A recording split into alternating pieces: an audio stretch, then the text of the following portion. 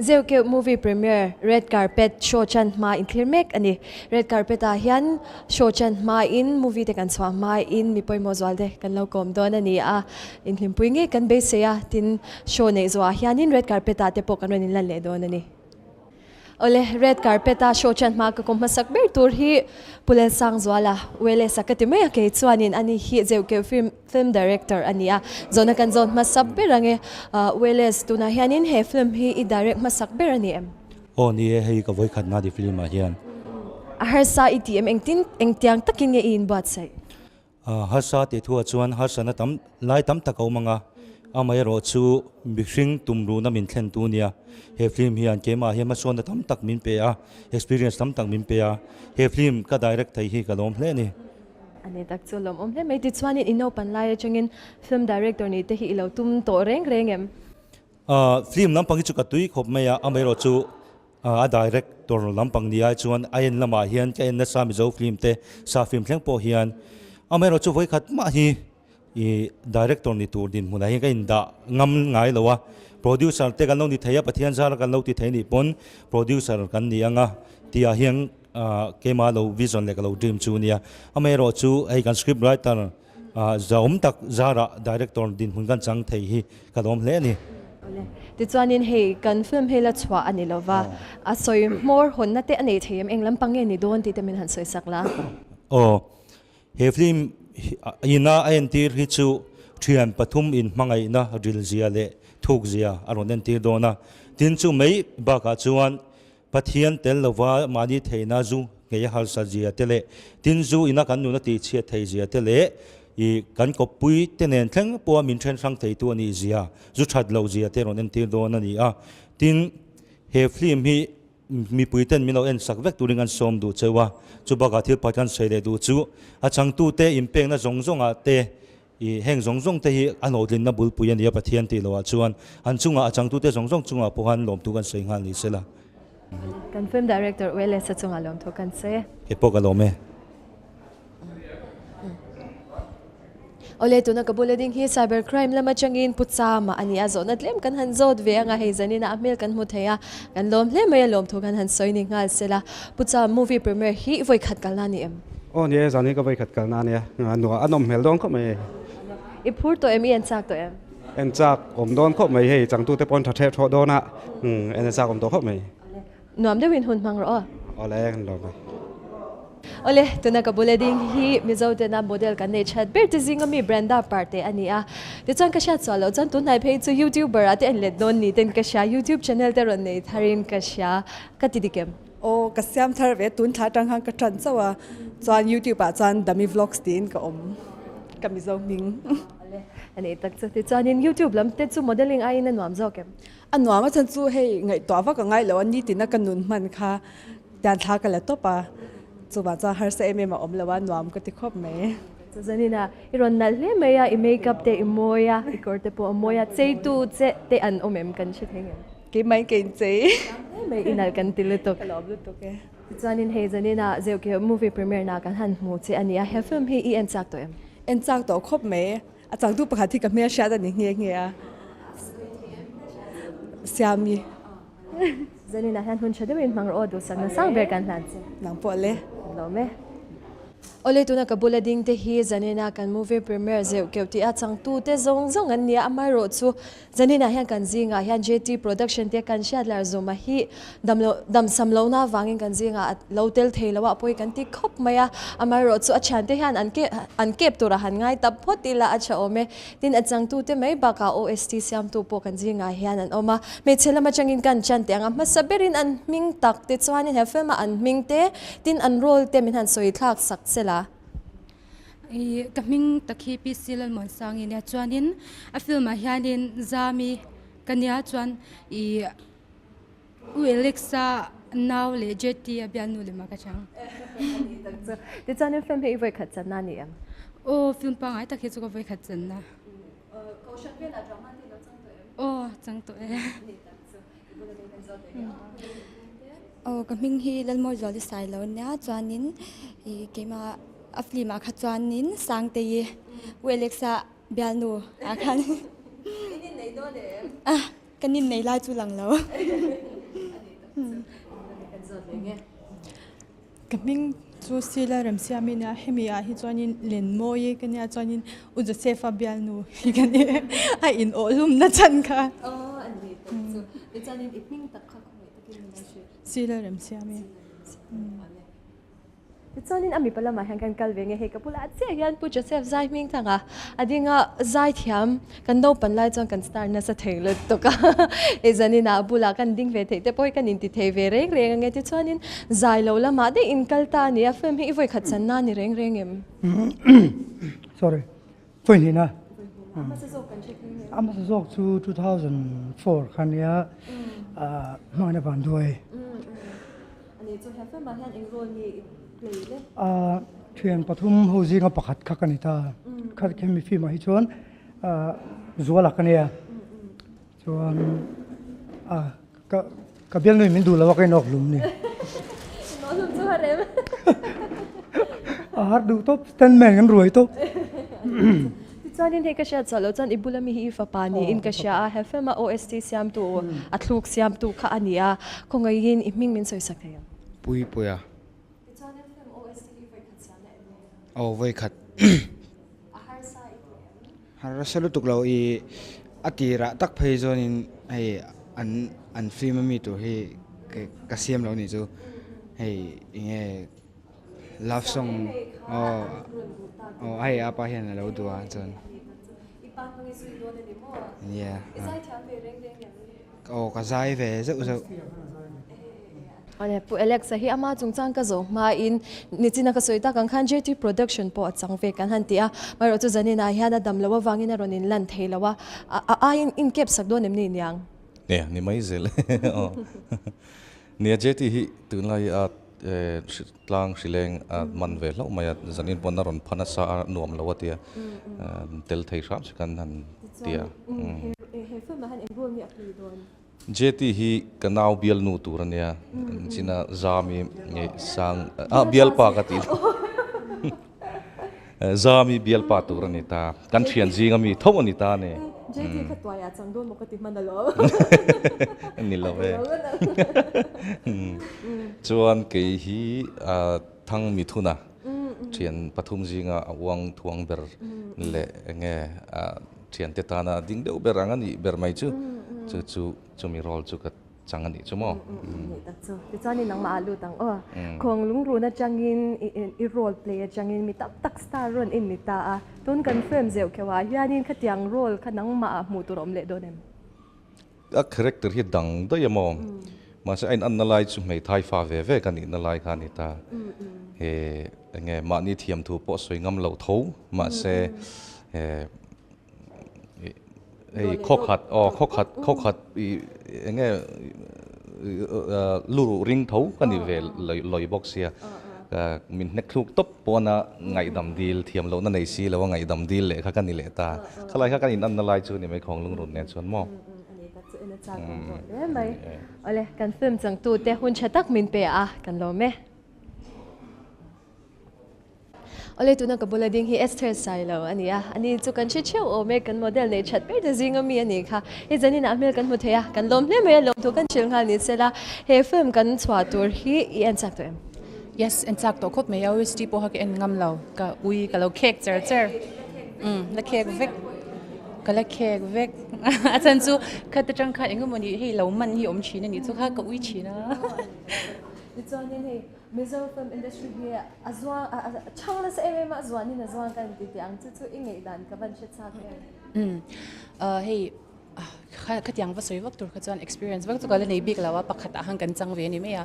ma che keima ina kan lu chil hnu runga ta pan hei film chhuak hi om neu nya reng me ya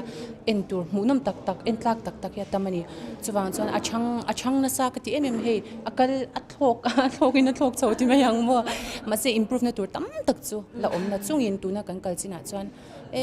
acha to lu tu ka ti in al box season ina han hun chatak min pe kan lo me ki pa kala me Ole tu na kabulading theih mangaya le ruthi chen kwal te nia mangaya phe hi chu aming tak ai chuan si tin kan china sa zogin ka sha tro e zanina an mel kan mu the kan lom hle mai ama sain me chelam panga chang hian han chan ta ila zanina kan film chwa tur hi I en chak te ken sak to lutuk premium don anti chang khan hei ka ngak lel mangai hi kan zot ve mà trong tuổi anh shoot live vel status vel kamu thian ni so trong cái en chak to ba kal nge po ka tuma hai ka kal tarenga alom om zanina nom de mang turin do sang na kan plan cheu o kan lo me tuna kabulading te hi Jesse Moy te the Friday show te kan siat lar tele tin LPS lampanga thok tu te ani a he zanina hian an arwalin an mel kan han mu the hi kan lom kher me lom thu kan han soi ngal ni sela the chanin ha sabir ta to te kan zo te o en chak tol duk achan chu sang kha zakwa somriat chawela mizo society anga kha an ron tar lana wangin thil chu sang sang kan mu don ning ka ria apurom to ka ti o kalom lu tuk chu tuna hian in hei amel kan mu thea kan thian pa wanal pe ka ania ani hi tunai designer a chuanin a thaber pol ning ka ria ei miron kalpui thea kan som na te alo ngai poi mo kalom khop me chuanin introduction a kan soi ve du sim a ei sang te ania ani hi LPS lama kan host ania chuan ani hi kan videographer ani boka ti vel chu ania sa ya ani LPS lama kan host hi kan zot te ang zanina kan film chwa tur hi en chak to en chak khop mai en chak deuh chan po kan nei achang tu pa te jing mi Alexa kha khami kha a film chan to vela te thiam ka tia ka du thei em ma chu wang chani ke en chak to hle ni zanina hian ale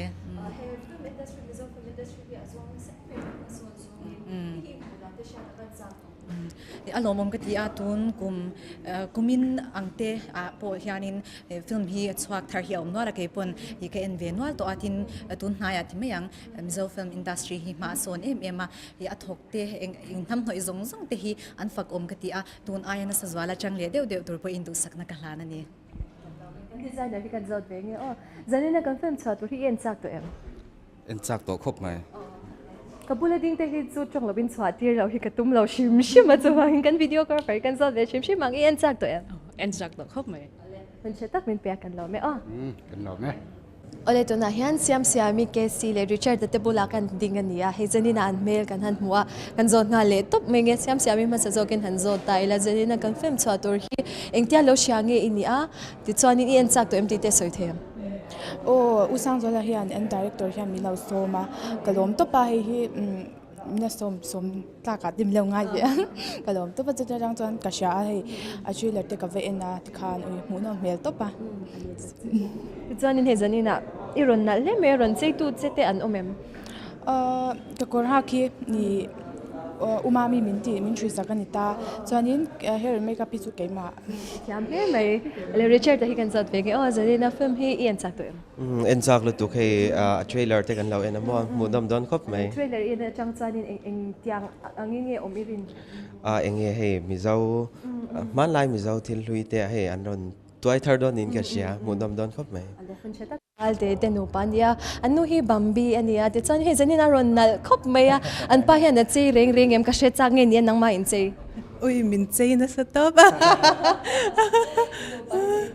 couple goes ve shim in mo nam lutok ti chanin he zanina in mel kan mu the kan lom le meya warpi hi kan zot bi kange zanina kan film chwa tur Zeuh Keuh ti hi mu dan toite min han soi sak ta che kala ap eng lo kha a trailer ringot kha ka en ta mo ange classic de rolling ka donin ga siama at from top en sa la te lo phwa don ta la hemi base yan I theyangem ka shalo thei vele me yang ale hun che tak min pe nam de hun mang torin do sak na kan lan cheu kan lo me le ka ti thei to tro ole tuna ko bulading hi tungai ani kan she cheu o me David Darlong mi zo idol le changa kan mel sha chan tirania idol live hi ka chan ma choi te te kha antina sain ka sha ma se ka chu kan zebre ang he zanina mel kan muwa kan lom le me ya mundang ate nagale na te tur nei ni om te khan ka lo sha zanina iron lang no me hi min surprise tiang khop me ya an lom khop mai ti chuanin movie premiere hi voi khat kal na ni em yes ka voi khat kal na tur ania ka phur khop mai ti chuanin hei he Zeuh Keuh film hi a trailer te ilo ento em yes ento de mai mu nom don ti kha ka chiang sa top mai na ole zanina nom de wa hun mang turin do sak na kan han se o kalome ole tuna ka bulading hi ka uliana a miswal pa road pe tu kha ania ming tak chu Joseph ania he zanina mel kan huwa kan lom kher mai ang sa in mo Joseph film a ta sa ini a enge film industry thung ta ini a ti chuanin he film i mu dan te po hi a chung a cheng lo ai te chuanin i soi zau thei jok te kan ringa trailer in na chang khan chung te chu min soi sak thei a trailer ke na chang kha chuanin a film hi a thadon viau khanin ka ria a ba kan mizawa ka zai thiam do ber mai u Joseph at chan tang rim po khanin I adang dai donin mudom don ka tia min ber khai em ma ke ma po chuanin a film rim ma hi chuanin I aw tak dan tur hi kalo song to pui ve thina chan chu tun live film intinge ka soyang tle ma modern deu hle khan siam mi chu thil hi olsam ve deu mai nia man rola khom mem te ngai lawa sa man the ne ama ero chuan ni chu thintang hun dei thaka pan kha lo nga ya tikhanin I thuam no a po khanin thema ti chul kan ti to mo I old fashion deu hlek to hong si tha collect khom ti kha lo ngai don ta khang ve kha I hau tak dan dor ha ka sia thiam puya kalau phur ke ma pon ma sai na mudam don chon ka sia ani tak chu ti chuanin nang mala ma upcoming movie tur te o mem o me ala soi thei che alo ma segin tuna hianin contract vel ka ti fel chawvel mek tak chu zanina nuam de hun mang turin do sak na kan han se o ole ke pokalo me tuna ka bulading te hi he Zeuh Keuh film script writer le tin banner poster moi tak tak siam tu te ania kan script writer hi aming chu ka she thawa amaro chu ama hianin hanin sai ve shim sela kaming chu lalwon ti ma khiang te dia mon te min te thien tomi dal rin sanga muan te hi kan zo tanga he Zeuh Keuh hi ziana are to em rei ve to thawa mo ma se tinga film taka siam tura dialogue vela chuak tur hian zan khat bak kamang lo hun Ivan he so ve tro ti chuanin hei Zeuh Keuh hi ngatinge iti care na chan aming te hi complicated sia enge a chwa chan kan van che chak em ka pai football khel thina dia mo antlang wala ya in khel la ya an thian ho ti an ma ni team competition ina an soi thin na dia hei karon mang jam ne mai ti chuanin tomi hi kan zot ve nga banner te hi ilo design photo em nge nia tun chumi voi khat na ti ve thina mo chuan tun hi official taka chuan ka voi khati na veng deu tho sai tim har sa ka ti ve ro khop enge niang concept ang chi te po ti tel ve vek khangai box chi mo inkom na hun chatak min pe a in chunga lom thungan sai ole tuna ka bulading hi Apollo manager putamana ani azonat lem kan zot ve anga nampui chong te ka mana ngai dona wangin in misha thiam na kan dil masani good evening Mr. Taman, how are you? I'm fine, thank you. So is this your first Mizo movie premiere in Mizoram? Absolutely, I've been recently came here, so this was the first movie premiere that has been invited to. Thank you for the invitation. This was how do you feel about it when you see this trailer? It's nice, but that would be very nice. It's looking something. This is the first time I've been in this movie, so I can't give so much expression, but this looked nice. Thank you so much for your time. Have a great evening. Sure. Thank you so much. You too have a great evening. Ale, MS Granite lamte an mel kan han mul. Oh, may niya zanin ayan tungen ron kalsan ka van shitsak. At sang tupa ber hin may leksa. So iningkom na teray to em. Concern friendship. Ani no pante tatay kay ingkom. So titsanin to na in note pom hi infa tura kan han ngal ngo ta adikem infa ma sabera ni em. Dikcheng ni Emily ni zanin ayan nom de hun mang turin do sak na kan han sew o. Gale kan lo me. Ale tu na kapula ding te he shat puile su zeni ten ni he zanin anon moi khop me ya ron chei tu cheu ten o me min han soi sak ula. ke hi AC Beauty Studio hoi min chea chuanin kanil si kan soi nga lo lo kanil si velveting chawina min sponsor ni bokani zanina he inron nal khop maya in mel kan mu thei hi kan lom hle me lom thu kan han shil nga cheu ni sela ti chuanin zanina kan movie premiere tur Zeuh Keuh hi in chak to em in chak to khop mai kan in chak to lut tuk amu nom nge kan ri le zanina nom ta ka hun mang turin do sang na kan han cheu kan lom te kan lom me tuna ka bola ding hit chu tunge ani soishan pa ngai law kan she cheu o me he zanina mel kan mu theya kan van lom em tingal top teng ti chuanin zanina kan film chwa tur Zeuh Keuh hi in chak to em in chak to khom mai hey sa Alexa te ho hey anon ti thar le alomong ka tia ka in chak zual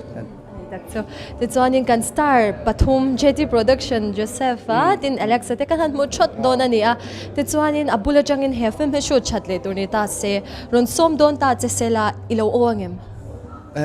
alo thei lo ka tiang super trio khan ni ringa tamo chuan tel ge ngai yang chi ve khan ni khop maya ron chei tu chete ano mem nula lamte Opera chuan lo we my wardrobe ania sanin chu hun chetak min pe a kan lo me ipole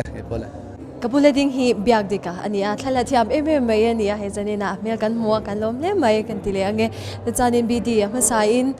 hun chetak min pe a te chanin zanina kan film chwa tur Zeuh Keuh hi en chak to em en chak to ko mai trailer ta kan lo muwa en chak to hei karon kal nal ni en turin ani tak so ti chanin photographer POV changin ipmu dan te min han soi sakla soi tur tu tamamo mizo film hi hei dang dai tak tak an chuwa to hei tu mi poi dang dai do na chu vai hei soi thiam hara a mu nom tura ngai a thavia wang karim kom na hun chetak min pe kan lo me okay po lo me Amor Beauty Salon nge studio salon tuna ka bola ding hi Amor Beauty Salon na changin maming te I ania ani hi nei tu perning ka sha swallowem ka une ha kan dian ni chu amaro chu adik vek thau le zanina in mel kan han mu theya tuna kan film chwa tur Zeuh Keuh hi en chak to em en chak to khop me a chan chu ati jar kha klau en ve to ni chu ke ma hei min khoi to pani chu sem enge aniang ti kha kring chak top tak chu zanina han chata ka hun mang tur nuam ta ka hun mang turin do sang na kan han se ale ka lo me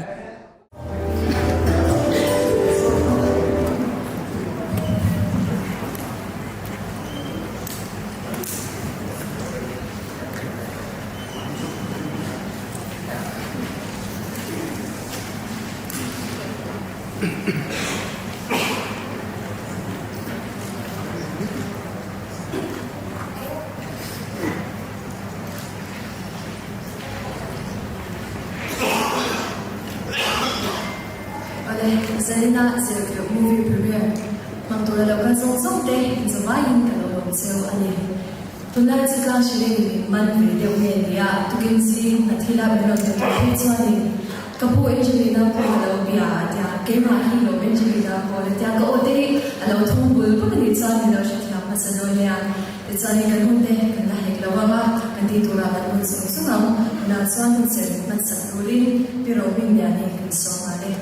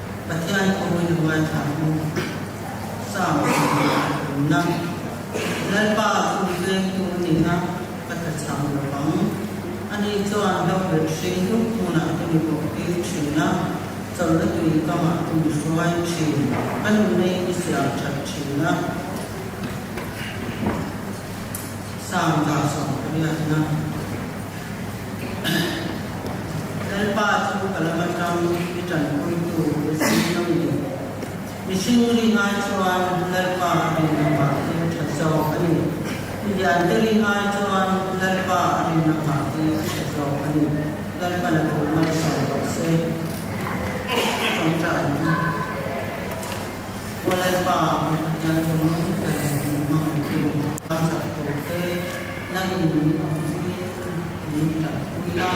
lalpa ng Zeuh Keuh mga gawa tampuy para tulungan na lalpa ng mga kata ng mga sakmo tuloy ano nila kayo na sabi na hilan lalapante lalapante ito po ng lalpa sa iswati na lalapate nube na kanimo lang ite na mga iswati sabi na putra ng sumot kita ng lana makulat nga to wala kan sa naong kita nube haturin lalpa sa Islam ng dito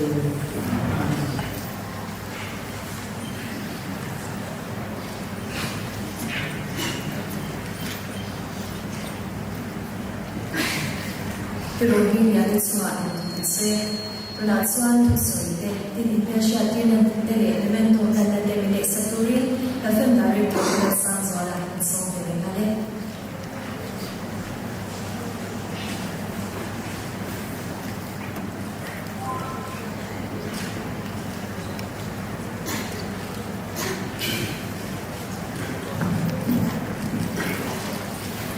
Oleh amasain kan mo sila lo sa ang keboy limin na matang hasita man dia voin na mga pangalan masak ko maya hey mani susu di kan ko susu mani tun ngai te asian hasan nai tamong tatili ta ko na sa kaya amasain sa ako dan mencoba jadi production dengan film ko di kewa ni dokter na mga sila at saka Tujuan amat sampai rasuan waktu saya tuan ngade maya atang de maya amat sampai rin kan katian ne ra tu mo sila syuting dan ne song te tun kagin katian ni aku cakin tin sila bin buaya dam na de krisela de be ba katian cuma tu sila tin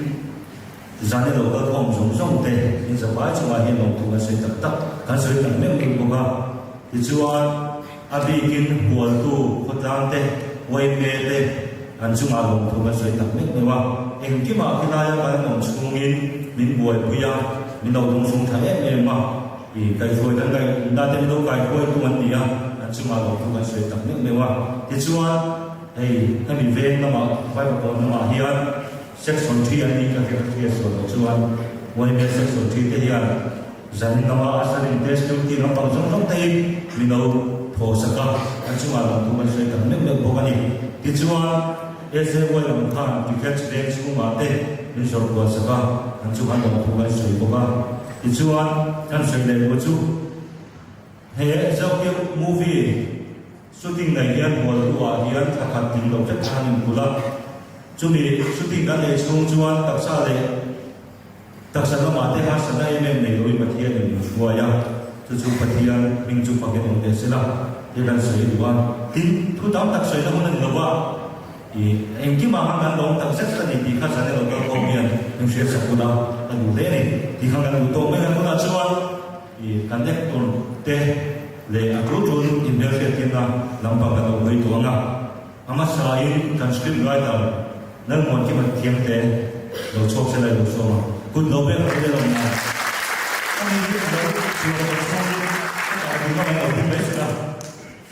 Sidong mutlaf dite buma bilu dite le zumbun dite seifa te chengra awe dite baba thu dam tak logic ko dia aku nuwa so nu te hi an chuan me di kha zena ga soi dua achu apo tu ga soi na ni sila ti chuan do le chuan kan assistant director bu electoral chuan ki ma e so ko and this one National School of Drama Chokania and these are director Mingpu Mekania, well for director Mekani, Takani, and the Punazara, and Chuma Peno to say, the joint of that one and the put yourself driving Tama.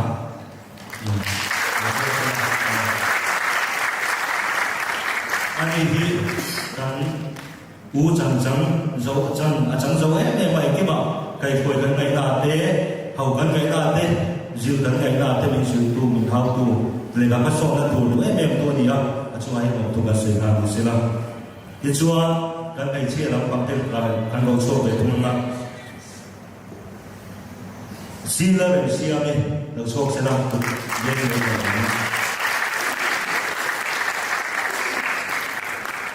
các cầu dùng dung mày đã ngồi xuống đi xài đầu ở chỗ này sao ở chỗ đi xin làm sao anh đi Zeuh Keuh qua cần Zeuh cần thi đi xin đi các anh sẽ tới các đi chỗ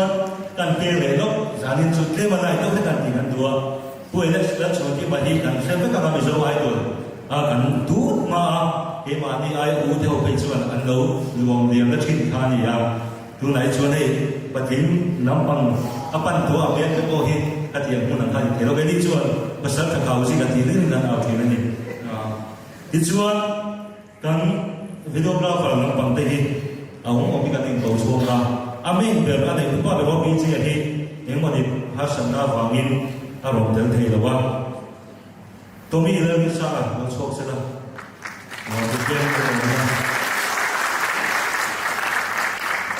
sống ở đất thần ngôi à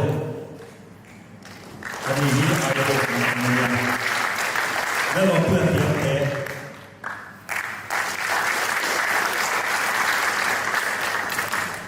Nicholas lên quật quỷ à chưa có một số các sản rất là cao tôi tổ nghiệp ra cái đi chân gì nhỉ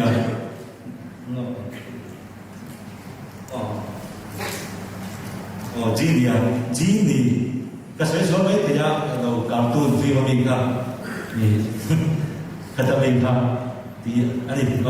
ami zo kia ni chu ni kana sa te kamin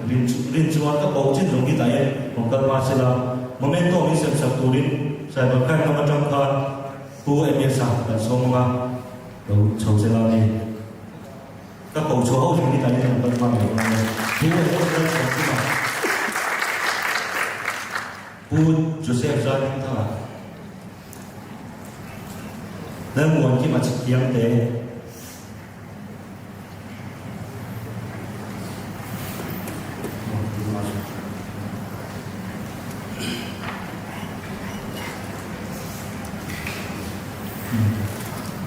momento hanin nan be rim sim kha an tua kan thim ro thim ka bul pi be ten ning ni an chunga he kan dong tak me me ni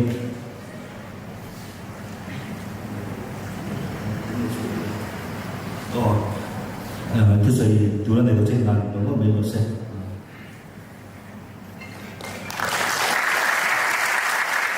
cho nên các chú nó thứ gì các chủ này mấy cái mấy cái này sai một phần hai nó trong nhà tôi cần sẽ làm một đầu tư gì đó anh nói tất cả những anh nói lên với mình sẽ sung mãn thì chúa bút cho xe phải anh kiếm mà những trò ông trái em mà chú bảo chúa giải là hiền anh trò ngồi về thế nào anh đi bây giờ moment tôi bị sập sập về phim xe gần tua căn ép tôi để xe theo hậu hiền không ấy là biết là đóng tôi biết là đầu bên chuột mà mình sẽ làm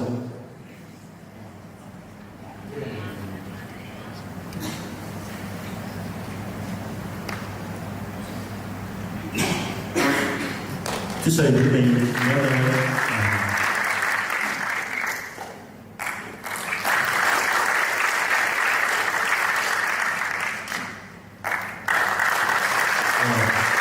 Chúa kan videographer kan pakimin sa tuwing kan production manager engineer na chokima kan song ngeni ka thian pa niya ay no ko ha ka ni kan lang ko ka niya sai du ne ni cho nênคนก็làm sai về việc việc thế anh bài của mình tức là sai về việc tiếp đó sẽ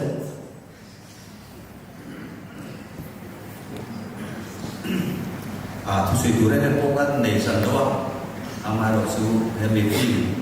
chúng ta mà để cái thiền ban nha, rồi đi, cái thì tốt anh xuân là để phim cái tiếng phim cuối tiếng anh xem thấy thì anh lòng không thấy cái gì anh thì tất cả các xuân thì advisor theo các tổ mà các tiền quý đấy bắt đầu vào khăn mà đi khăn đầu tiên phim làm chú những cái làm em sẽ bắt đầu vào khăn tùy các quý về thôi tiền là gì thì cái tiền là phim cái năng thì quý phim thể sử dụng gì cái năng thì quý phim thể sử dụng gì anh lòng một cái tiền chú tôi thấy cái sẽ về chú đó này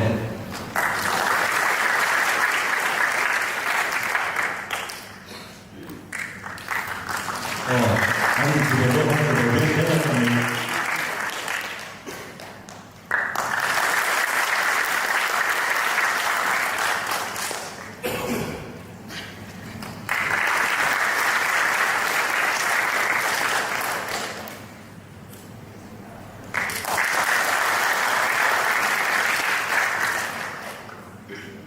oleh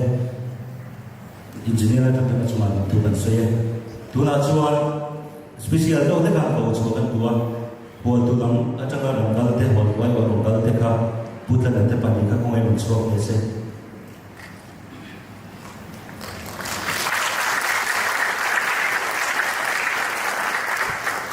oh dia anda yang mintin pui beren sih orang yang sungcu Pagkatapos sa tika, anihi, momento gantan mayo, gantan dualin, kung ito sa inang tilde, o kay tamte, sundi hante, kasi yung gantuan, ang nasa tika mo chosak sila, mungkin chosak sila sa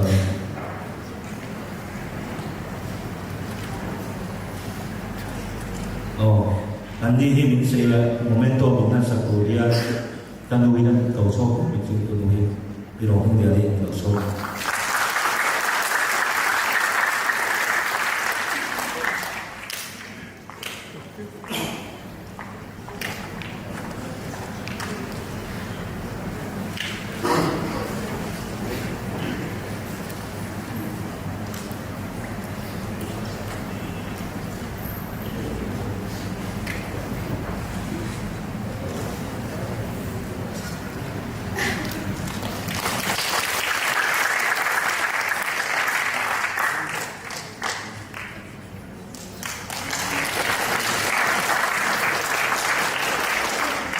Từ để cái tổng tế anh thì sắp về làm tua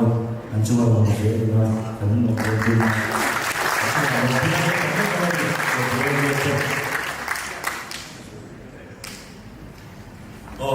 anh tổ mà buổi hạt cùng để thấy mùng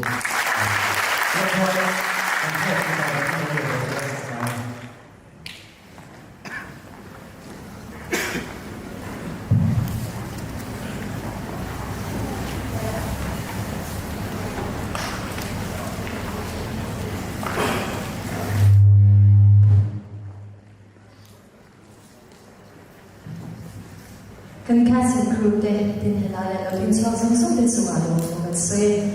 to na song kan te he lo so na tu to soi na tha anga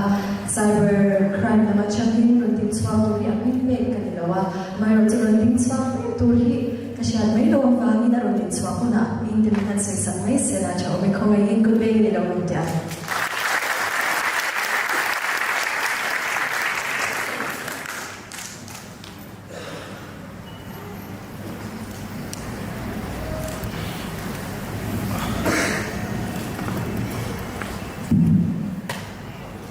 Sani na pun tetap kini sangat police station lempang deh, juga em kini lezam dia nak kena ayawin sangat biasa yang mereka. Sani yang kami main kerong kalau apa sangat biasa lempang deh minum orang luar pun main anjung makan lagi bayar sukses.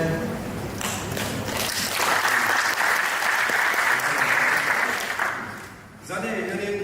antara nasib kedudukan piracy sengsa ania piracy itu naik dan berada mungkin how tak movie music video siapa cuti lain cara macam katin kosong in an computer an phone screen record an lo nei a an lo siama mani big channel ada lo upload vele ro china he de ni kan ne an wal complaint ko cyber crime lam ma da ko here ni asiam tu te music movie te ko an mo lo wa an ru te adam lo ni sum complaint ron the ko chon cyber crime lam ma here ni dan ma kan la ko mai china aso ko kina em china chu gang chon mi tim te thi suar tu kan ni lo thainan he tiang ko kan phun phut la ni ana nei ni ta ria chuan security features in some an soilan te ka do Runmawi an fa ko te ema zani heng mu ve ko Runmawi ene ti to ram do ni ka sia Runmawi ene floating water la an tiang da ngani a movie and boy chong si lo ngani kami a movie le tu te user ID le phone number te kha background le ra kha to ke na ba china chu mi in screen record an lo ti ru du khan YouTube ba ko kan se da an lo upload ta ko ni se a record tu te ID le phone number ka se te china chu in chu kha bi ko san da ma chu wang cho ni a bi ko ki tak lo ni he security features se ta ba chu kan se ni za ba tu te chu he tu la ka se ta an ang chi ni ke lo te ko ka se sap sang ni siam te an le an ang chi te ko se siam te chu wang cho ni se nu meeting te he tiang kai in ko na ni một cái là với lá phim program mà một cái các mình sẽ làm được có cả thứ đó có thể tổng năng mình sử dụng cái chú tuần này police hình dung này hoặc em Zeuh Keuh police station này cái này các complaint đồng tâm ra chú financial fraud này chú police hình dung này mình tâm tập như này online thứ cái lấy đồ nên mà mình không做吧thứ cái chuẩn đó là mà cái này cái này bung thế ăn tổ chỉ chú bằng cho nên bị tin thế bung mà đồng lộc na phim producer bên online thứ trả thế thì là cái này trusted application này cho nên tiền ở trong chỉ nên lấy thì chúng mình là chúng tôi sáng như này rồi là rồi anh tổng năng tất cả các bạn cần suy nghĩ là tương lai communication tan Facebook le WhatsApp kan nó sẽ như vậy bị tin cần sẽ không phải là cần phone anh này đâu phải là chúng ta chọn settings anh này là chúng ta là two factors authentication settings là nó có mình các năng mà đi host cái mà là thế in hình dung sẽ hiện nan two factors authentication ta đầu on là info là file in về nó set up sau là để cho mà đi sau thì là mình về cho đó là thank you.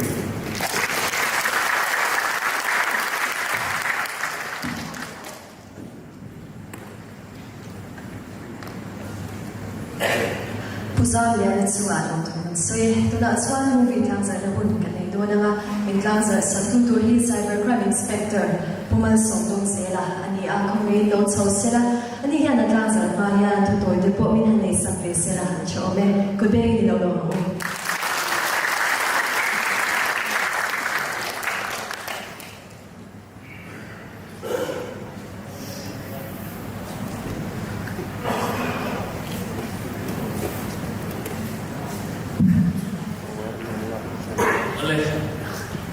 Zanin hi tumang zong na kallo di chu siya sa pala kan celebrities te kan chang tunu te kati de ana moi ma khop maya ela kana hu kan lo wa ama ka chu di missing yen kan dong get di thil kan lo ni sia ela tu ni de bo pakhat se chun ela usang zola film director te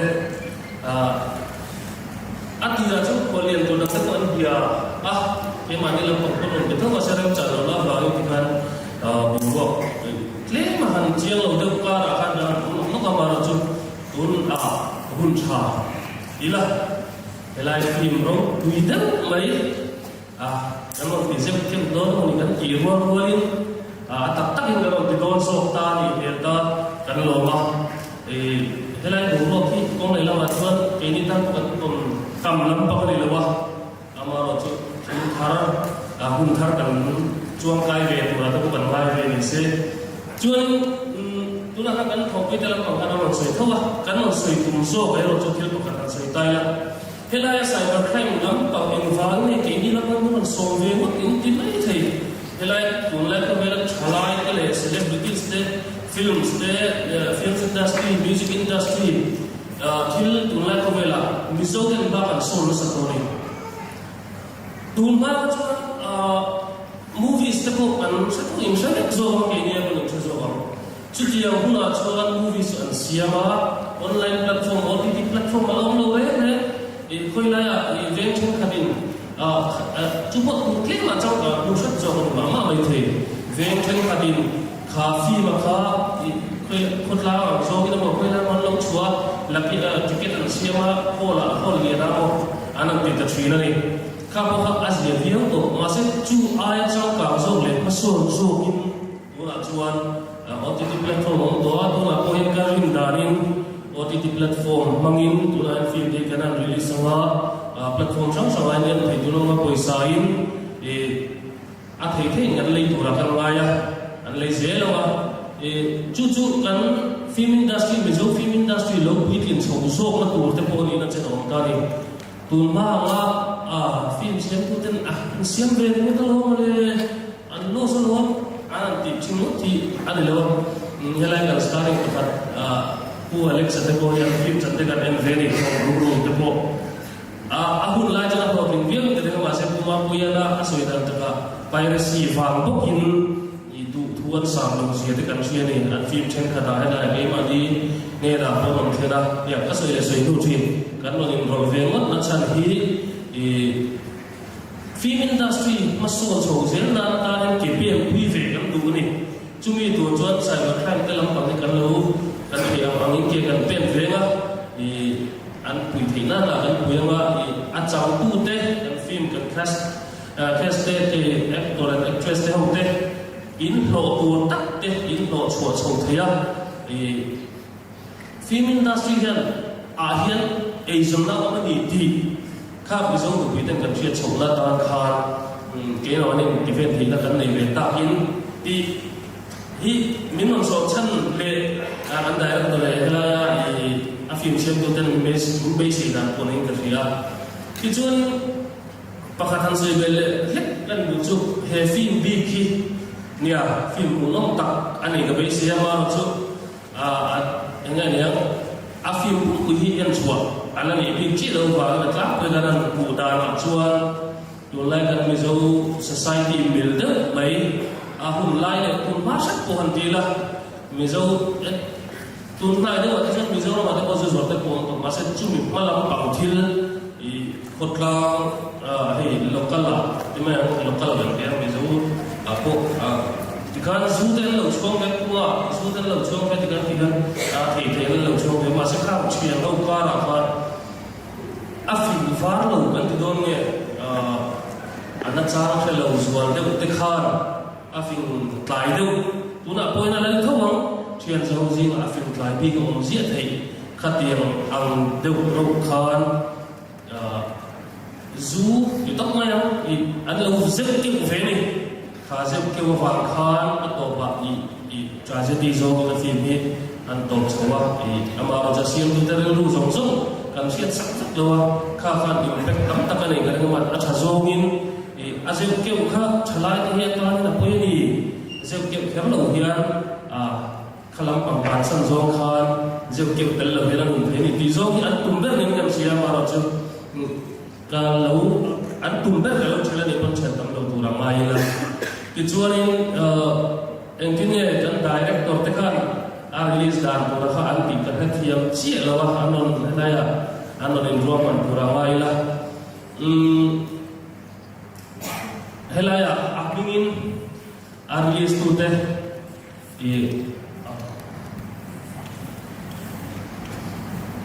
ka du da ra chuan usang zo la hian thu nei na mit peta thong thaw director in release lai tak te chuan a main cast tu rom ve shin che hom mu don ve mole te kan ti dewa ka thu ni mi lo ma sa director thu ang kan ti dewa helai release lai be ba apa hat pa ni tan te ku Alexa te tal lo mera kan minun toyong mai chu che kan keu a vai vai ka chu ka pu mi lo ne a chang chu a re lo chu da poi sang chu lo poi Alexa lo ka thei chang lo mang piu me hian a fi ma hi Mizoram mi pui tam zo tam ber tele Mizoram Mizoram chung mai ni lo ram po na te India ram chung mai ni lo US te Mizoram mi pui tam takano to ni kun sang sanga kha ho te na arem chanda na anga an lo ben thia online platform a on to do na chu ma an lo en ve thi na hilaya kai min lo so mo in Zeuh Keuh phim hi kan tlang giặc đó này.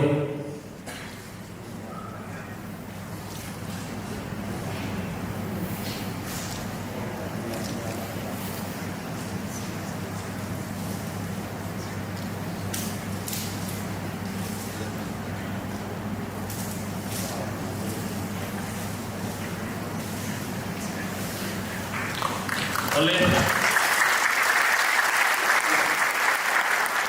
Zeuh Keuh phim achang tu te ni he helaya ya chatak tak le kan milasa zai thiam abi para ko bi zai thiam ve phim lama ko sul hu nei chatak tak to te kan mila ni attachment chatak tak te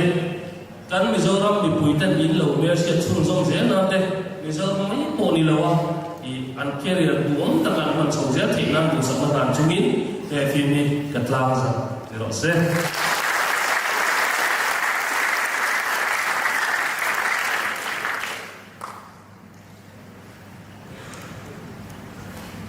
kalau me chuan sai ban khai lam kan ni ta sa he fi mi tu man anei tu de phal na khap di lawa anei tu de phal na khap di lo chuan ti li ngau lo hur le ti dar lawa kan mi zo industry a chan len zel thei na la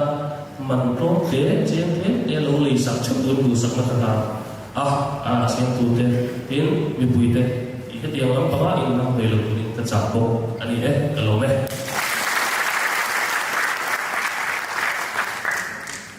Zeuh Keuh movie lang zai sa tu man som dong zai la chunga dong thu nang sare kan en sa kwe zanin daria da chang khan nu moi ep sa te Zeuh Keuh hi en thei la ma zanin lo kan khom zong zong te hi chu in chan te fin chia da sectorin kan han ngen cheu ani ti chuan kan technical team lam te kan ring ni chuan movie te a chha thei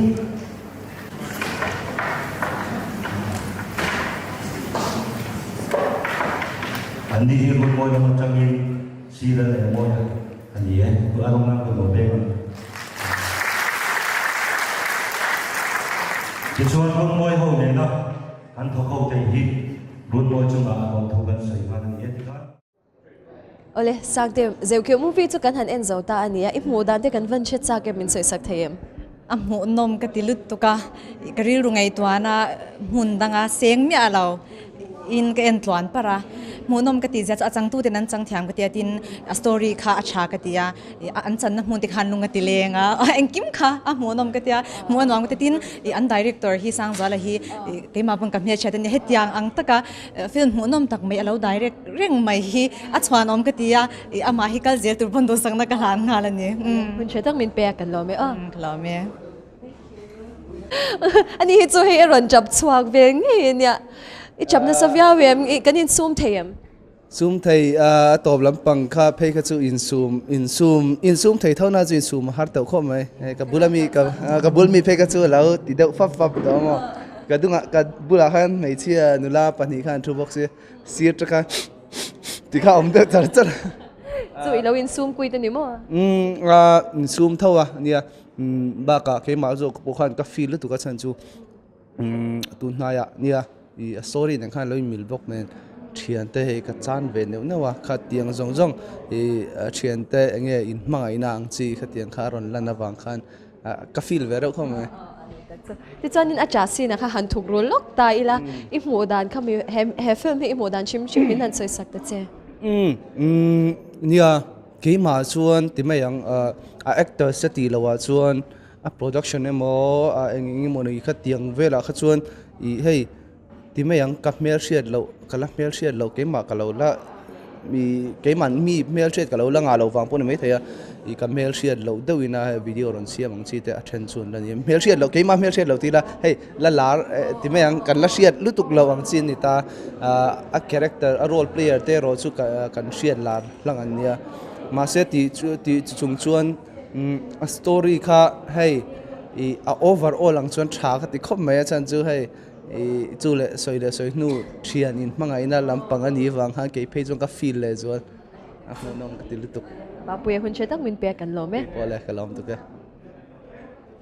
ole tuna ka bulading te hi nin LR nam te le kim kimi te an ni abat nuk te ate po kan lo mu to kha kim kimi hi chu ti chanin zanena kan film chwatak Zeuh Keuh kha an mu dan kan zot ve ve te ang ka base ain nge hei kalau selu tuk lo ta men ron sok ta ma se ui mu nom ka tia chuan hei kan mizo deu ang si chang kang tho si kha nan ron ti thiam ba ka an nge ni an fi kal phunga khamo ge chu zo si chang kang si nya tha ka ti lu tuk ringa thalai te tan khan hei man lai kha an sha chwa vele the pa do na mo chuan cha do kan lim na tuk ale kim hu no mi tiam ti khop mai mu nom tuk chetak min pe kan lo me ale kan lo me bu Joseph hei Zeuh Keuh chu kan han en zo ta ania ifa pa in OST siam bokan nangin chang bokania in tholok le maya ti chanin han film in siam chung hianin har sana shang te po in to ve kan ring ngota chunga chuanin enge nangma na choi du shim te tin han film a hau takem nge nia a limom zong ang zong te pon choi du te po inga kringa min han choi sak ta che nia hau tak reu khop maya khrisel lo chungin ka tia tin kan kem zo chi ka chho khania ka chau thei khop maya ma se pathian zara kan ti tlon thei hlawa kalom khop maya tin in lamai ro chuanin api te ho te ni te no ma ngai tom lu tuk lo khara om theya tin ka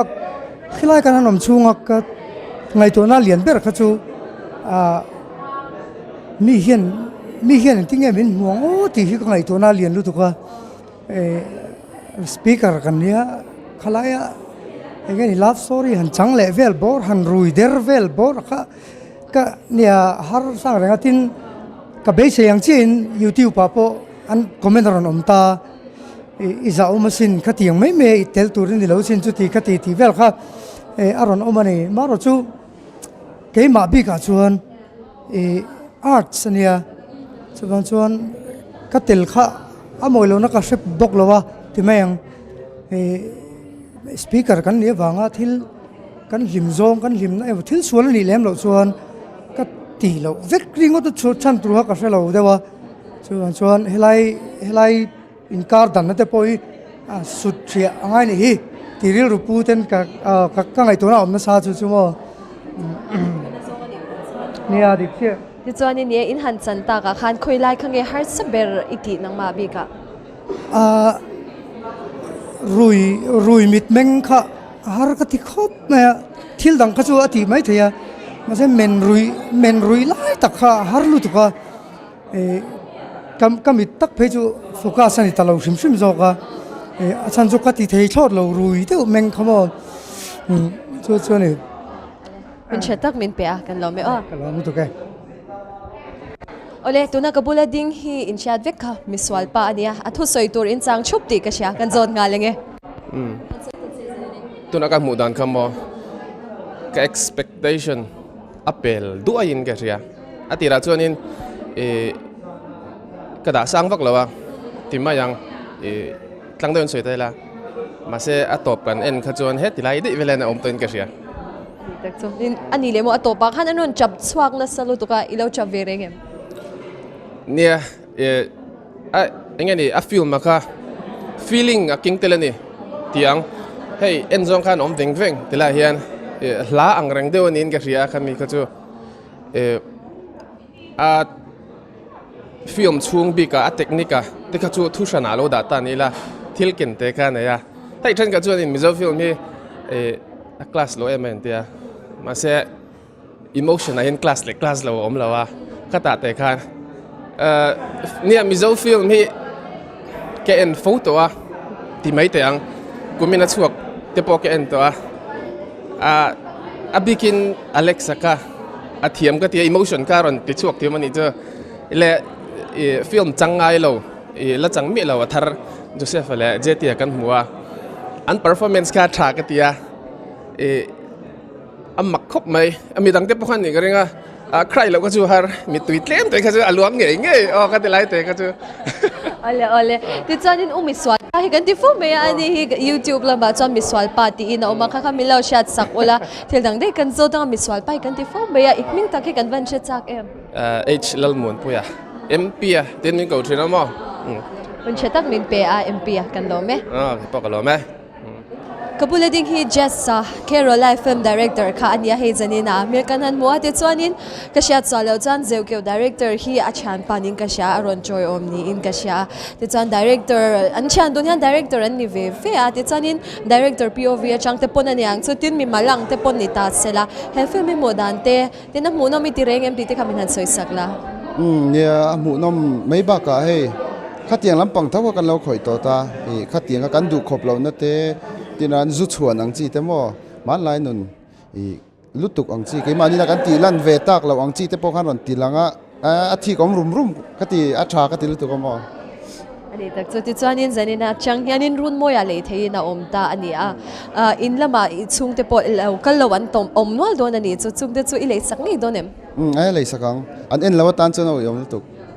มันเชตักมินเปียกันลมไหมอะไรกี่พวกเราไหมเอสลินจันนี่นะZeuh Keuhกันหันเอ็นโซตาค่ะอิฟมูดานมินหันเชลัดแต่จันนี่หูน้องมีติเรกมติเตมินหันใส่สักทีเนี่ยหูน้องจุกติอังรังคบไม่จวนนี่tragedy ไล่เลย emotional ไล่ซีนพวกหูน้องจุกติอังรังคบไม่จวนนี่ฟิล์มชิมฮิจูจะจวนนี่จะสมศรีอังเวรินกับหูดานจวนนี่ตักจูมันเชตักมินเปียกันลมไหมอะไรกี่พอเลยole pumuante a he Zeuh Keuh script writer hi ania zanina hian cast le crew zong te khan idu ang takin anon izia ang tak khanin anon chang chhuak itiem chang chuak kita kompuya hol tua ka venga zo chong kau che ka veng na sa ka haw na sa boka ka du ka mu zaina hian kalom zanina chang hian run moya en theina om chanani ya mi puite hi run moya lo en vector min han som sak don em ni niang ato kharnan zaina run moi epsa Zeuh Keuh film